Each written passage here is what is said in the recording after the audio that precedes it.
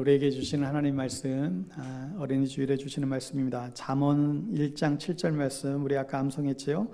잠언 1장 7절 말씀, 그리고 누가복음 2장 41절에서 52절 두 군데 보도록 하겠습니다.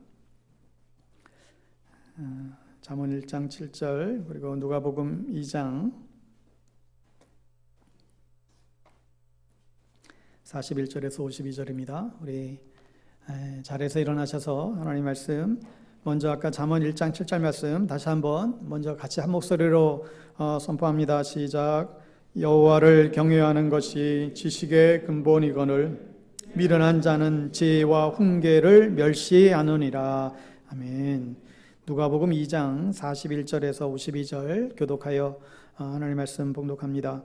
그의 부모가 해마다 유월절이 되면 예루살렘으로 가더니 예수께서 12살 되었을 때에 그들이 이 절기의 관례를 따라 올라갔다가 그 날들을 마치고 돌아갈 때에 아이 예수는 예루살렘에 머무셨더라. 그 부모는 이를 알지 못하고 동행 중에 있는 줄로 생각하고 하룻길을 간 후 친족과 아는 자 중에서 찾되 만나지 못함에 찾으면서 예루살렘에 돌아갔더니 사흘 후에 성전에서 만난즉 그가 선생들 중에 앉으사 그들에게 듣기도 하시며 묻기도 하시니 듣는 자가 다 그 지혜와 대답을 놀랍게 여기더라. 그의 부모가 보고 말하며 그의 어머니는 이르되 아이야 어찌하여 우리에게 이렇게 하였느냐. 오라 내 아버지와 내가 근심하여 너를 찾았노라. 예수께서 이르시되 어찌하여 나를 찾으셨나이까. 내가 내 아버지 집에 있어야 될 줄을 알지 못하셨나이까 하시니 그 부모가 그가 하신 말씀을 깨닫지 못하더라. 예수께서 함께 내려가사 나사렛에 이르러 순종하여 받드시더라. 그 어머니는 그 모든 말을 마음에 두니라.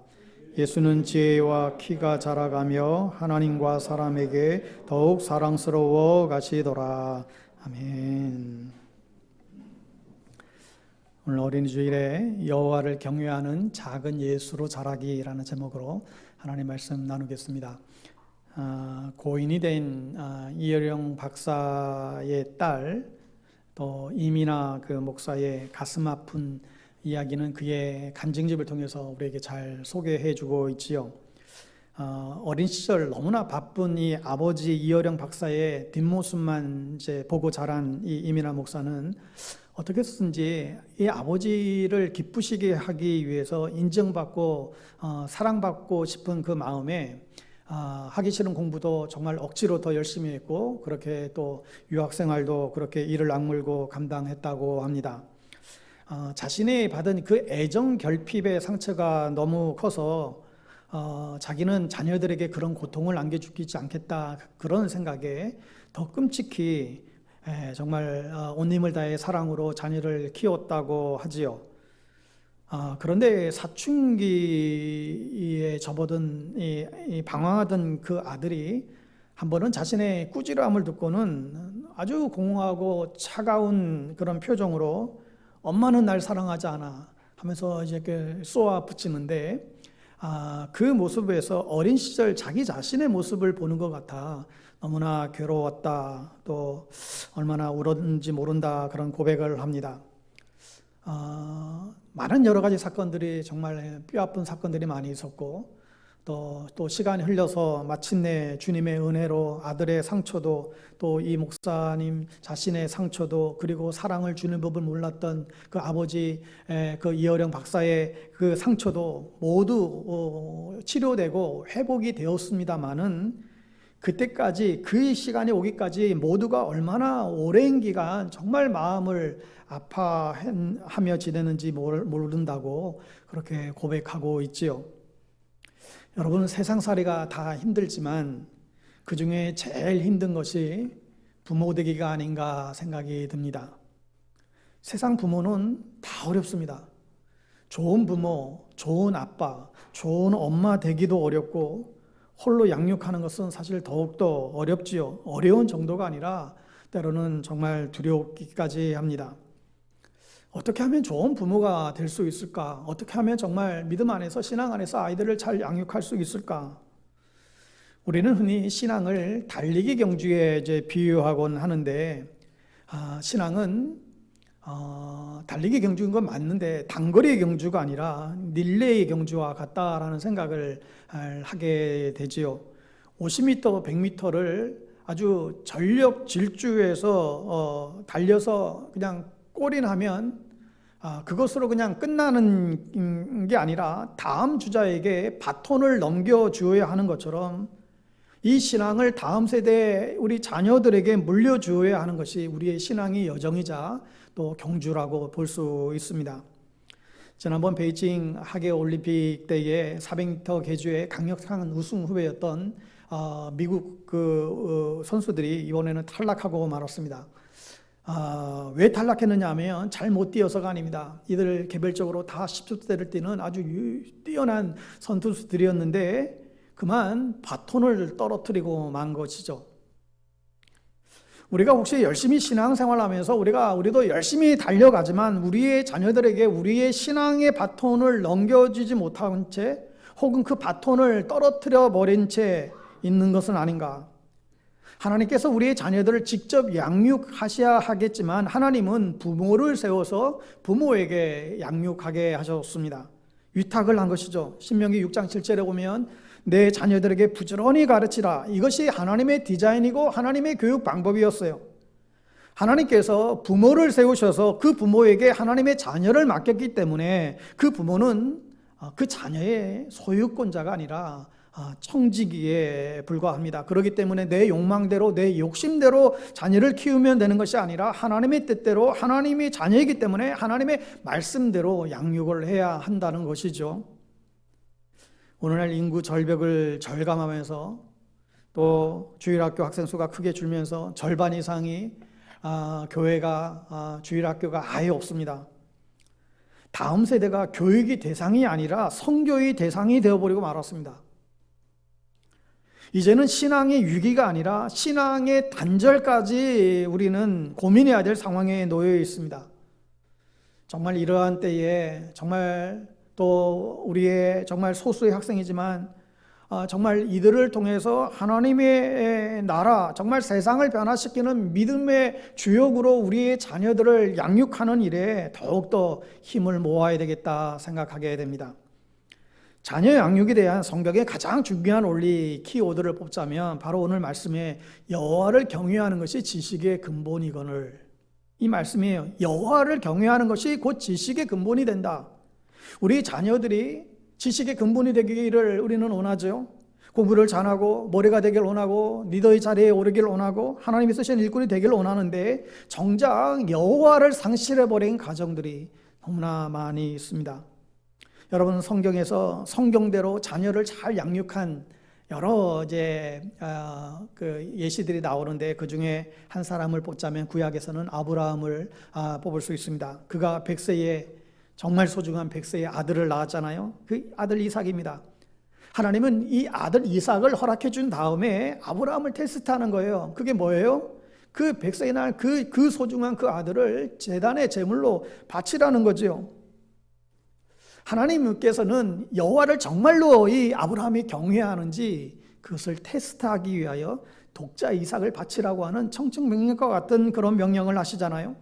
창세기 20장에서 아브라함이 그 이삭을 데리고 모리아산 그 제단으로 데리고 올라갈 때에 얼마나 많은 고민과 번뇌가 있었을까요? 내가 하나님을 선택할 것인가? 내가 이삭을 택할 것인가? 이때 아브라함이 어떻게 하지요? 히브리서 11장에 보면 하나님께서 이삭을 살리실 줄 믿었음이라 이런 표현이 있습니다. 아브라함은 하나님을 믿었다라는 거예요. 이삭을 사랑하지 않은 게 아니에요. 하나님께서 책임져 주실 것을 믿고 믿음으로 행한 것이죠. 하나님께서 아브라함아 부르시며 그 아브라함을 칭찬하시기를, 그래서 창세기 22장 12절에 이렇게 기록합니다. 사자가 이르시되 그 아이에게 내 손을 대지 말라, 그에게 아무 일도 하지 말라. 내가 내 아들 내 독자까지도 내게 아끼지 아니하였으니 내가 이제야 내가 하나님을 경외하는 줄을 아노라. 내가 이제야 너가 정말로 하나님의 경외하는 줄 알겠노라고 하나님이 아브라함을 인정하는 모습입니다. 이게 이삭을 바치기로 한 하나의 테스트 목적이었습니다. 왜요? 이것이 믿음의 가문을 이루는 데에 가장 중요한 것이기 때문에 그렇습니다. 아브라함이 여호와를 경외했기 때문에 아브라함과 이삭과 야곱의 또 요셉으로 이어지는 아름다운 믿음의 가문을 이어갈 수가 있었던 것이죠. 많은 신학자들이 어떻게 아브라함이 믿음의 조상이 될 수 있었는가에 대한 여러 가지 이야기를 하지만 기독교 교육학자들은 여호와를 경외하는 교육 때문이었다라고 얘기를 합니다. 이삭이 야곱을, 야곱이 또 요셉을 여호와를 경외하는 교육을 통해서 믿음의 대가 이어졌다는 것이죠.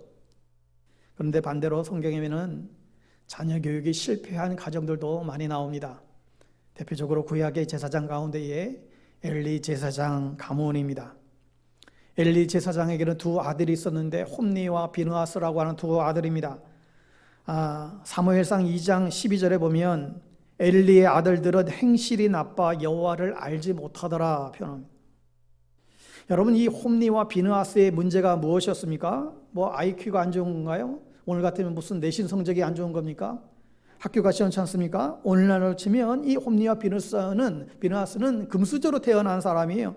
귀족의 자녀였고 제사장의 가문이었고 고생이라고는 해본 적이 없는, 정말 배고파 본 적이 없는, 태어나면서부터 명예가 있었고 지위가 있었고 돈이 있었고 특권이 있었고 남부를 게 없는 사실 그런 환경에서 태어났죠. 그러나 그들의 문제는 하나님을 알지를 못했다는 거예요.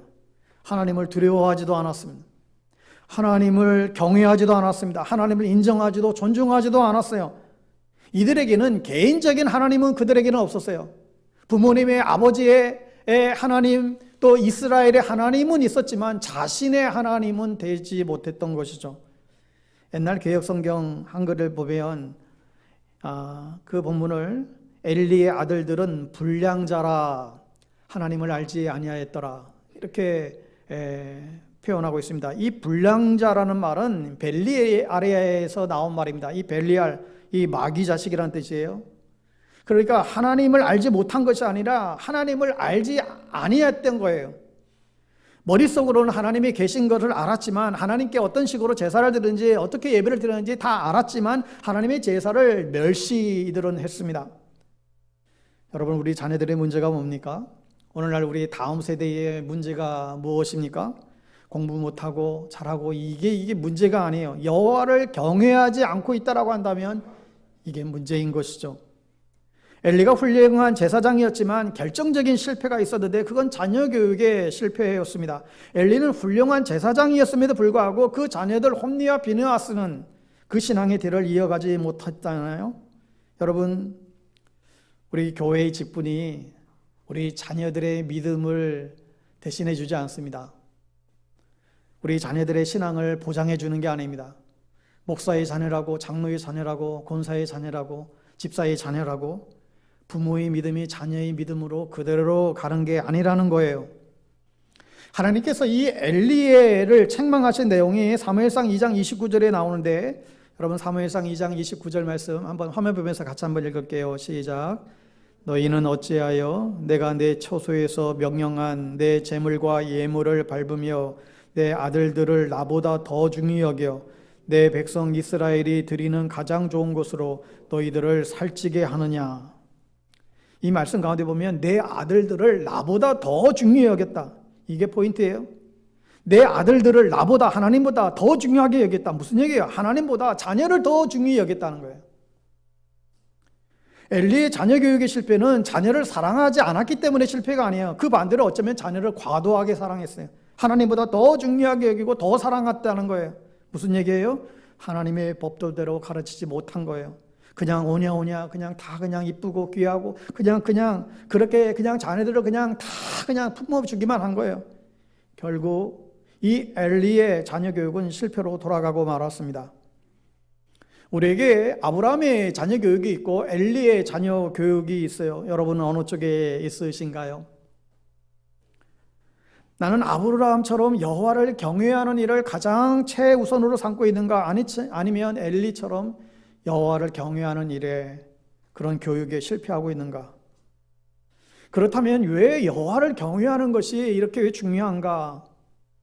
장시대 기독교학과의 박상진 교수님의 그분의 몇 가지의 설명을 바탕으로 이렇게 다시금 설명을 드립니다. 첫 번째는 여호와를 경외하는 자가 지식이 근본이 되는 이유는 권위를 인정할 줄 알기 때문이다. 경외가 뭐죠, 여러분? 경외, 하나님을 우리가 경외한다 할 때 두렵고 떨리는 마음으로 하나님을 예배하는 거죠. 하나님의 권위를 인정하는 거예요. 어린 시절부터 하나님 앞에 무릎을 꿇을 줄 아는 게 얼마나 중요한지 모릅니다. 왜요? 하나님이 권위를 인정하는 법을 배우기 때문에. 여러분, 권위주의는 나쁜 거지만 여러분, 권위는 굉장히 특별히 교육학에서는 중요한 개념입니다. 여러분, 무언가의 배움이 있고 깨달음이 있다라고 하는 것은 누군가의 권위를 인정했다라는 얘기예요. 그러니까 교육은 권위가 인정되지 않으면 이건 이루어지지 않아요. 그러니까 가정에서도 여러분, 중요한 것이 뭘 많이 가르치기보다 사실 부모의 권위를 인정하도록 교육해야 됩니다. 이게 돼야 가정교육이 일어나는 거예요. 학교에서는 선생님이 권위가 인정되어야 하는 것이죠. 요즘은 학생들 입장에서 학생의 인권이 굉장히 중요시되지만, 그렇다고 여러분 교권이 무너진다라고 한다면 그것은 오히려 더 아이들을 망치는 결과를 사실 초래하고 있죠. 또 교회에서는 목사의 권위가 인정돼야 하는 것이죠. 이게 없으면 무슨 가르침과 무슨 교육이 이루어지겠습니까? 여러분, 그런데 이 모든 것보다도 가장 더 중요한 것은 하나님의 권위를 인정하는 것에 있습니다. 어릴 적부터 하나님 앞에 무릎 꿇을 줄 알고 힘들면 전능하신 하나님께 기도할 줄 알고 하나님을 인정할 줄 아는, 하나님을 경외하는 교육이 이루어져야 된다고 한다면 이 아이의 지식의 근본이 될 수 있다는 거예요. 왜요? 이 아이는 권위에 순종하는 법을 배울 수 있었기 때문에. 두 번째로 여호와를 경외하는 것이 왜 지식의 근본이 되는가 하면 여호와를 경외하는 자녀가 경청할 줄 안다는 거예요. 사무엘처럼 주여 말씀하옵소서 귀를 기울이면서 하나님의 말씀에 청종하게 될 때에 그 경청하는 태도가 생기는데 그게 지식의 근본이 되는 열쇠라는 것입니다. 왜 하나님이 우리에게 신령과 진정으로 마음과 뜻과 정성을 다하여 하나님께 예배드리라고 하느냐? 그것은 하나님을 위한 것이기도 하지만 우리를 위한 것이기도 합니다. 집중해서 예배를 드릴 수 있을 때 우리는 다른 것에도 집중할 수 있는 능력이 생겨요. 아이들이 마음과 뜻과 정성을 다하여 정말 하나님 앞에 집중하여 예배 드릴 때 그런 아이들이 또 공부에도 집중할 수 있죠. 아이들이 하나님의 말씀에 경청하는 태도가 생기면 부모의 말씀에도 우리가 경청하고 선생님의 말씀에도 경청할 수 있어요. 믿음은 들음으로써 나는 것인데 이스라엘의 아이들은, 여러분 이 유대교 이 아이들은 부모와 이야기할 때 항상 눈을 마주보며 늘 귀를 쫑긋하고 경청하는 거예요. 랍비가 교육을 할 때도 늘 귀를 세우고 경청하는 거죠. 소위 이스라엘의 그 하브루타 교육 방식이 유행인데 뭐 이제 세상 교육에서도 이 교육을 따라가느라고 열심히 하지만 뭐 그게 딴 게 아니라 잘 듣고 질문하는 거예요. 일방적인 교육이 아니라 잘 듣고 질문하고 나눔과 소통이 이루어지는 교육 방식을 말하는 것이죠. 이스라엘의 교육을 한마디로 얘기하면 쇠마 교육이라고 하는데 그게 무슨 뜻입니까? 쇠마, 들으라입니다. 들으라. 쇠마 이스라엘, 이스라엘아 들으라. 여호와를 경외하면서 하나님의 말씀을 듣는 것이 지식의 근본이 되는 이유는 경청하는 법을 배울 수 있기 때문이다. 세 번째로 여호와를 경외하는 것이 지식의 근본이 되는 이유는 하나님을 경외하는 자녀들에게 하나님의 성품이 형성이 됩니다. 이상하죠? 하나님을 경외할 때 우리의 신앙만 성장하는 것이 아니라 하나님의 성품이 우리 안에 배게 된다는 거예요. 우리 안에 충성스러움, 신실함, 인내, 또 온유함, 오래 참은 성령의 9가지 열매들이 사실 여호와를 경외함으로 맺어지는 그런 열매임을 보게 되지요. 그게 성품의 열매예요. 여러분, 오늘날 인공지능 이 시대에 너무나 이 시대는 똑똑한 사람이 이제는 어쩌면 필요가 없어졌어요. 우리보다 이 AI 인공 로봇 챗이 더 똑똑해요. 입력만 하면 모든 이제는 뭐 이 로봇이 창의성을 가지고 다 해요. 입력한 건 내용만 가지고 검색하는 수준이 아니라 기계가 이제 창의력 있게 모든 것을 다 조합해서 하나의 정보를 우리에게 다 제공해 줍니다.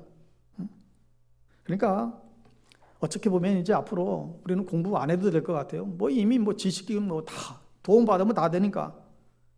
그러나 정말 배려할 줄 알고 정말 함께 팀워크를 이뤄갈 줄 알고 정말 정직하고 신실하고 충성스럽고 정말 남을 헤아릴 줄 알고 이제는 이런 게 진짜 실력이 되는 것이죠. 한국의 부모들은 자녀 교육의 성공을 너무 단편적으로만 생각하는 경향이 있지 않습니까?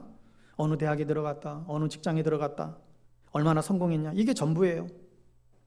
근데 신명기 6장 2절의 표현대로 곧 너와 내 아들과 내 손자들이 평생에 내 하나님 여호와를 경외하며 그랬어요. 평생에 내 하나님 여호와를 경외하며. 여러분, 그러니까 자녀 교육의 성공은 길게 봐야 돼요. 이 평생을 봐야 되는 것이죠. 여러분, 그런데 그 평생의 삶에서 가장 중요한 요소가 뭐냐? 바로 성품이라는 거예요. 그런데 여러분, 정말 진짜 자녀 교육이 성공했는가? 그건 어디 가서 알 수 있습니까? 사실 천국 가서 알 수 있는 거예요. 부모들이 먼저 천국 가서 기다릴 터인데 아무리 찾아도 아무리 기다려도 자식이 그곳에 오지 않아요. 소위 천국에서 실종자가 된 것이죠. 고급 과외를 가르치고 학원을 보내고 명문대에 보내고, 그래도 이제 자녀가 성공한 것, 이게 아니라 여러분, 우리가 신앙의 유산을 자녀들에게 물려주지 못하면, 그래서 자녀들이 천국의 실종자가 된다라고 한다면 여러분, 어떤 자녀 교육도 그것은 실패라고밖에 볼 수가 없습니다. 어느 권사님이 자기가 신앙생활하면서 평생 정말 가장 뼈아픈 실수가 아이들을 신앙으로 잘 이끌지 못했다라는 거예요. 그러면서 하시는 말씀이 자기 아이들이 중학교 때까지는 교회 열심히 다녔대요. 고등학교 올라가서 이제 뜨문뜨문 시험 때 가끔씩 빠지고 그러더니 고3 돼서는 아예 이제 교회를 안 다녔다는 거예요. 그리고 자기 본인도 이제 고3이니까 고3 끝나고 대학 들어가서 이제 열심히 그때 다시 신앙생활을 하면 되지 뭐. 그 권사님 자신도 그렇게 그냥 자녀를 그렇게 생각을 해버렸다는 거예요. 그리고 신앙생활에 대해서 그냥 방치해버린 것이죠. 그런데 그 이후로 자녀들은 교회로 돌아오지 않았다는 거예요. 이게 자기 평생 뼈아픈 실수였다는 거예요. 대학은 들어갔어요. 그런데 신앙을 잃어버린 거예요. 삶이 진정한 가치와 목표를 모르고 살아가니까 그 자녀가 그렇게 어른이 돼서도 그렇게 방황하며 산다는 거예요. 여러분, 진정한 자녀 교육의 성공이 무엇인지 깨닫게 되기를 바랍니다.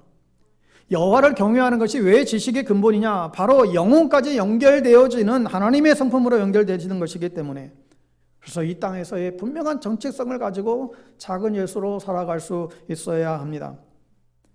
네 번째로, 여호와를 경외하는 것이 왜 지식이 근본이냐 하면 자녀들에게 꿈과 비전이 되기 때문에 그렇습니다.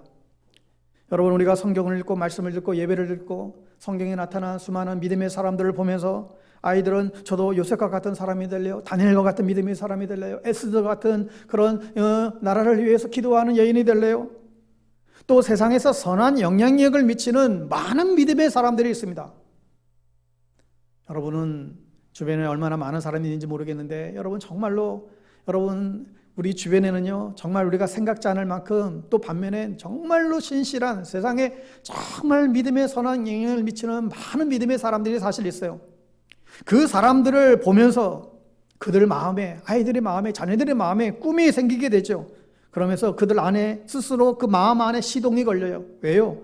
자신도 삶의 목적과 삶의 방향이 생겼기 때문에 그렇지요. 여러분, 교육에 있어서 목적이 사라지면 아무런 의미가 없어지게 됩니다.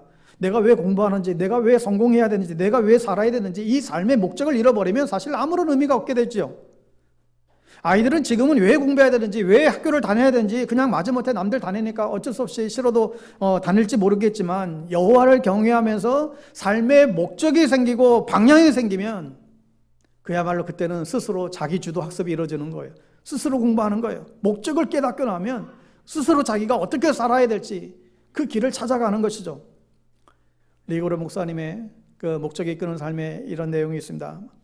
모든 자녀들에게는 신적 목적이 있다 그래요. 신적 목적이라는 게 뭐냐면 하나님께서 우연히 이 땅에 보내신 적이 없다라는 거예요. 모든 자녀에게는 하나님의 의지가 있다는 거예요. 모든 자녀에게는 하나님의 그 뜻, 하나님의 의지를 가지고 뜻을 가지고 이 땅 가운데 우리를 보내셨다는 거죠. 그러니까 저와 여러분의 자녀에게는 하나님의 의지가 담겨 있습니다. 하나님의 뜻, 하나님의 목적이 우리 모두에게, 저마다에게 다 있다라는 거예요. 그게 비전이에요. 그게 소명이에요. 그러니까 모든 자녀는 소명적 존재입니다. 하나님의 부르심이 있다라는 거예요. 그 부르심을 이루기 위해서 자녀들에게 은사를 주세요. 그러니 자녀들에게 그 은사를 보면 하나님의 부르심의 목적을 깨달을 수 있게 됩니다. 근데 이게 사람마다 다 달라요.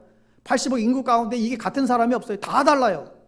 그러니 사실 옆집 친구, 옆집 아들 비교할 것도 없어요. 우리 각자에게만 자녀, 우리 모든 사람 각자에게 주신 하나님의 은사와 부르심이 있다라는 것입니다.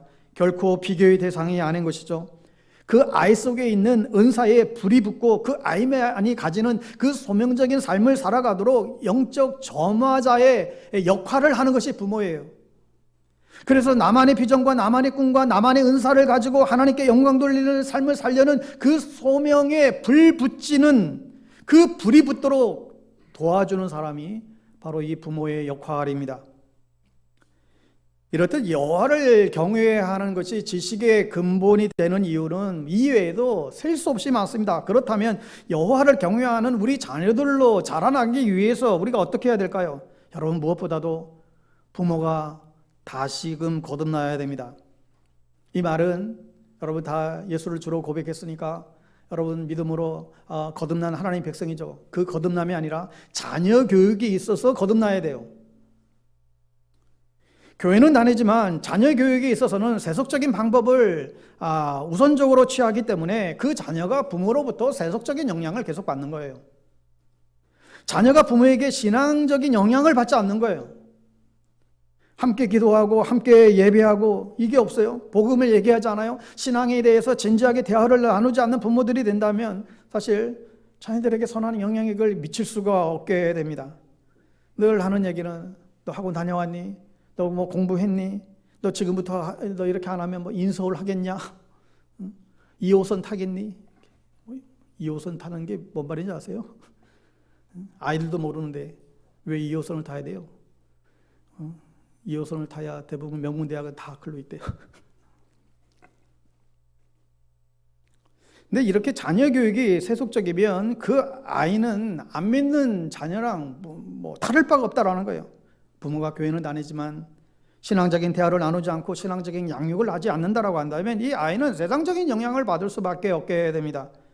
자녀 교육의 그 왕자에 정말 주님이 앉아 계신 것이 아니라 엄마의 불안에 앉아 있고 엄마의 그 조바심이 있다라고 한다면 계속 끌려가는 거예요.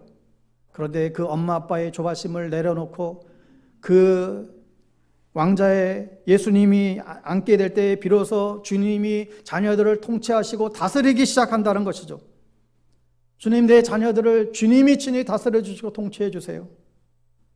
여러분, 그래야 할 때 하나님을 경외하며 기뻐하시는 작은 예수로 자라나게 되는 것입니다. 여러분, 작은 예수로 자라난다는 의미가 무엇입니까?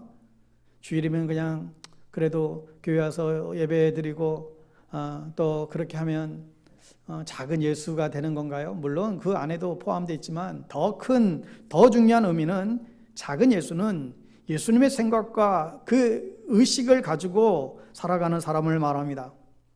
그렇다면 예수님의 의식은 뭘까요? 여러분, 오늘 누가복음 2장의 말씀은 예수님의 어린 시절에 대해서는 유일하게 나온 본문인데 이 내용은 여러분 잘 아는 내용입니다.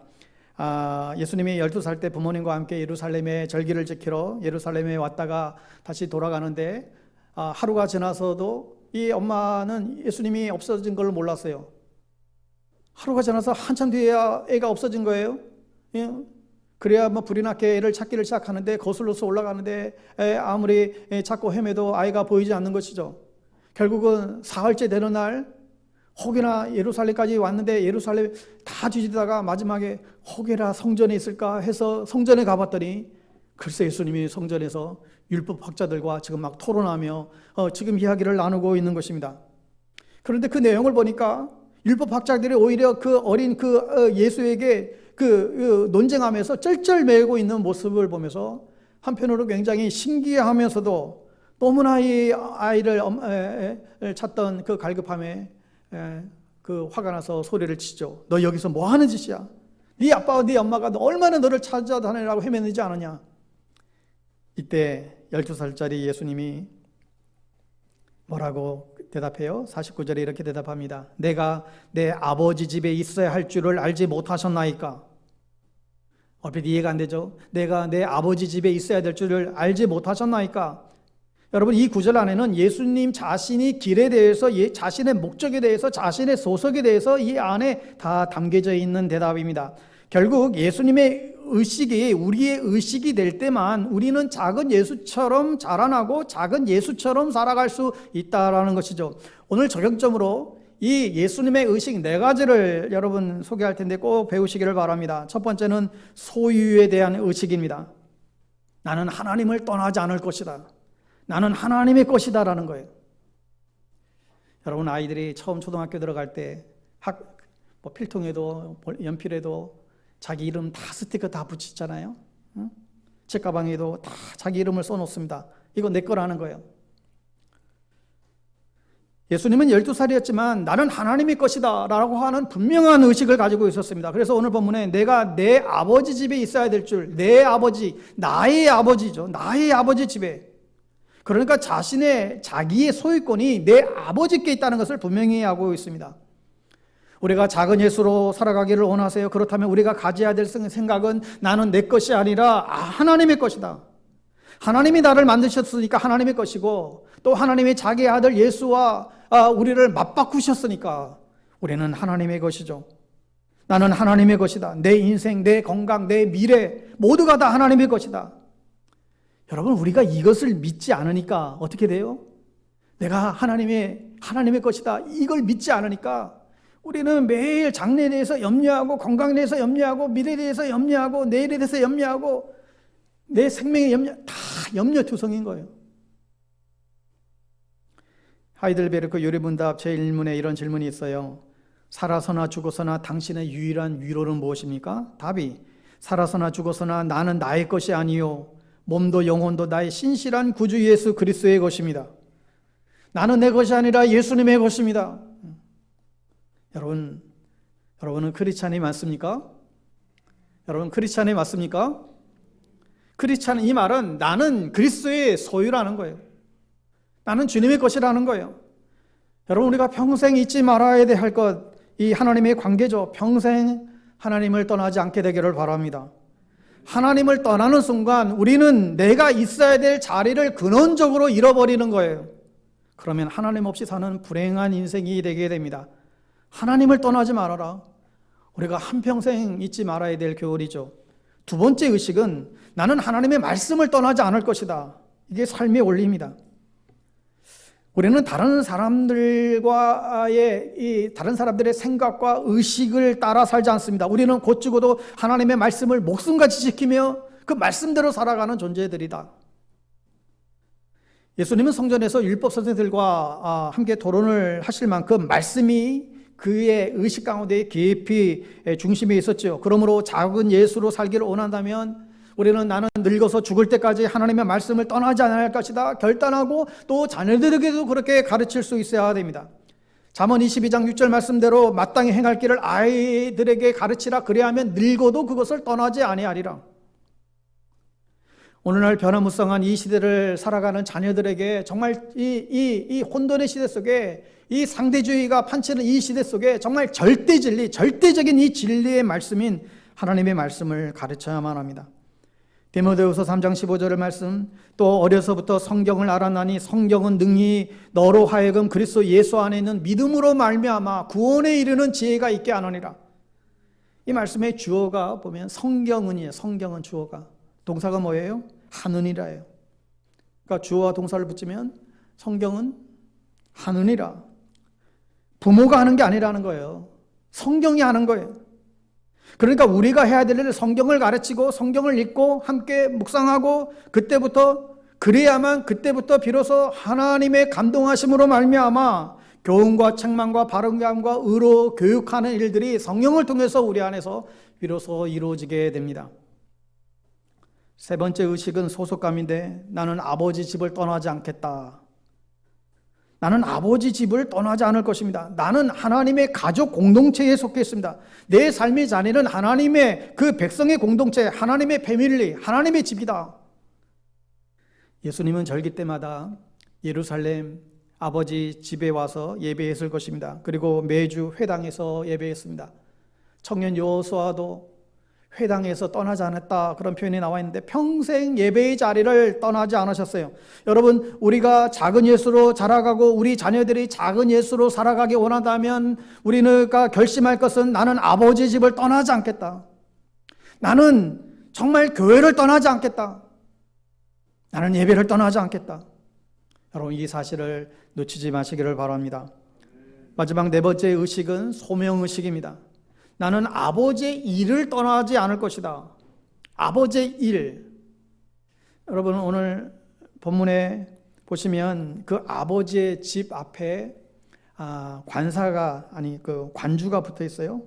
여러분, 성경에 보시면 49절에 어찌하여 나를 찾으셨나이까 내가 내 아버지 집에 있어야 될 줄, 내 아버지 앞에 일자가 붙어 있잖아요. 그게 관주 설명인데 그 뒤에 끝에 보면 일이 뭐라고 설명되어 있어요?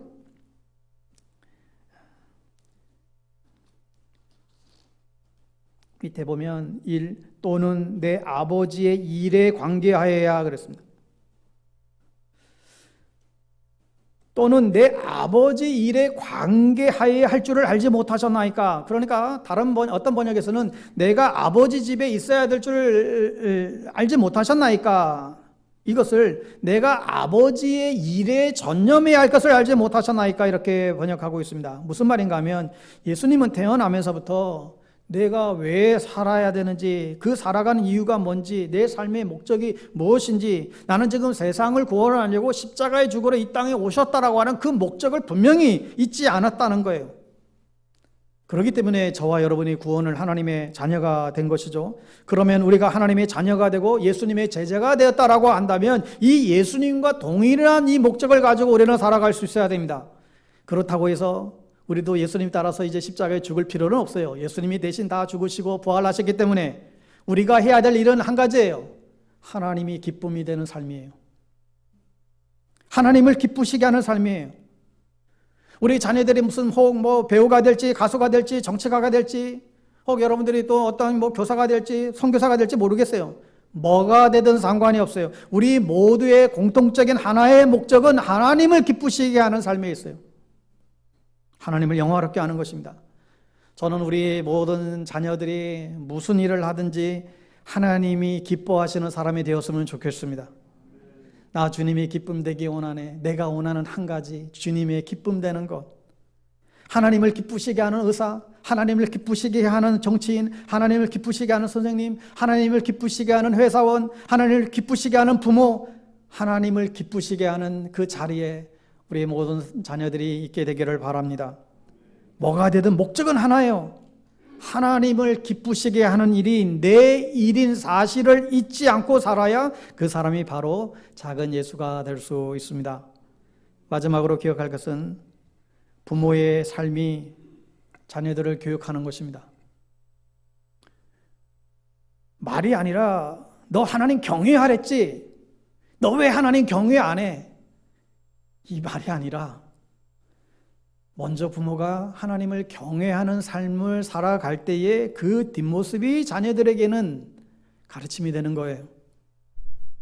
그래서 사실 자녀들이 부모하면 떠오르는 그런 사실 이미지가 있기 때문에 사실 그게 교육인 것이죠. 그래서 우리 부모들은 과연 나는 자녀들에게 어떤 이미지가 새겨지고 있는가 사실 돌이켜 볼 수 있어야 됩니다. 말이 아니라 자녀들은 부모의 삶을 중요히 여깁니다. 부모가 무릎 꿇고 기도하는 모습을 자녀들이 보면서 나의 삶의 진정한 목표와 방향이 무엇인지 깨닫게 되는 것이죠.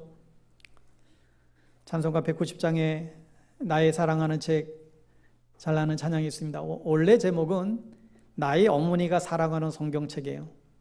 나의 어머니가 사랑하는 성경책. 비록 헤어졌으나 그 어머니의 읽으셨던 그 성경책, 그게 자기에게는 그 이미지가 된 거죠. 어머니의 무릎 위에 앉아서 성경을 읽으시던 그게 이미지가 된 거예요. 그 어머니의 그 눈물 내가 잊지 않고 기억합니다. 그 어머니의 눈물이 기억나는 거예요. 여러분, 그런데 요즘 이 찬양을 나의 찬양의 고백으로 부를 수 있는 사람들이 얼마나 될까요?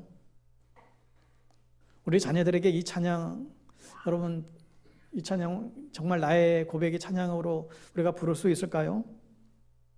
우리 자녀들과 손자들은 그 부모의 뒷모습을 가슴에 새긴다는 사실을 우리는 꼭 잊지 마시기를 바랍니다.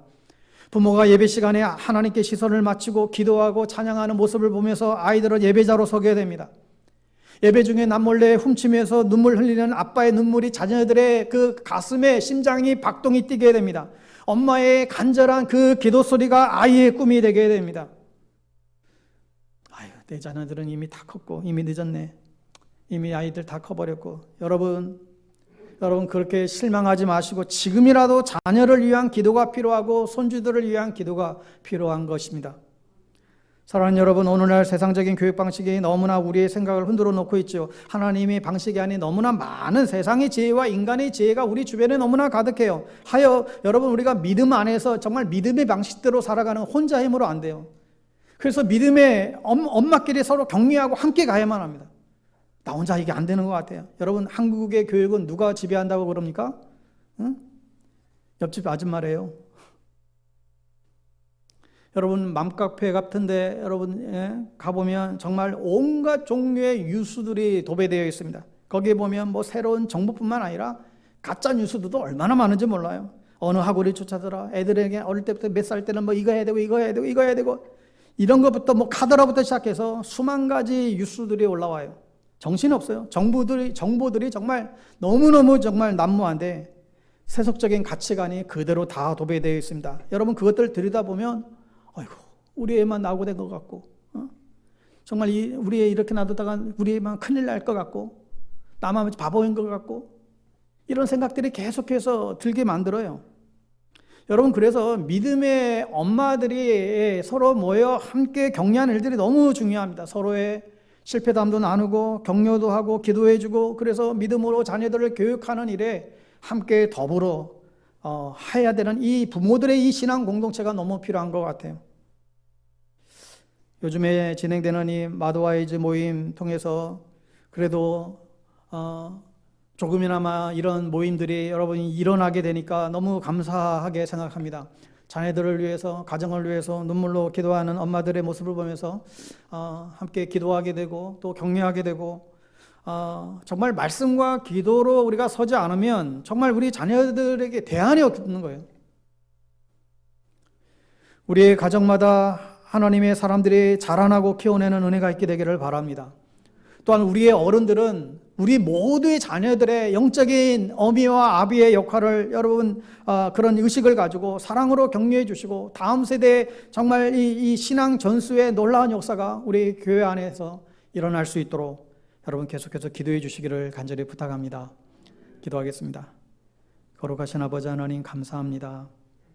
이 시간 여호와를 경외하는 것이 지식의 근본임을 깨우쳐 주셔서 고맙습니다. 여호와를 경외하는 일에 우리의 인생의 승부를 걸게 하여 주시옵소서. 그리하여 우리의 가정의 자녀들과 다음 세대의 모든 자녀손들이 여호와를 경외하는 하나님의 사람들 되게 하여 주옵소서. 이 땅의 모든 아이들과 부모들을 응원하고 축복합니다. 다음 세대 아이들에게 신앙의 바톤 터치가 잘 이루어질 수 있도록 은혜를 더하여 주시고, 정말 예수 잘 믿고 예배 잘 드리는 귀한 인생들, 하나님을 기쁘시게 하는 복된 인생들 다 되게 하여 주시옵소서. 예수님의 이름으로 기도드립니다. 아멘.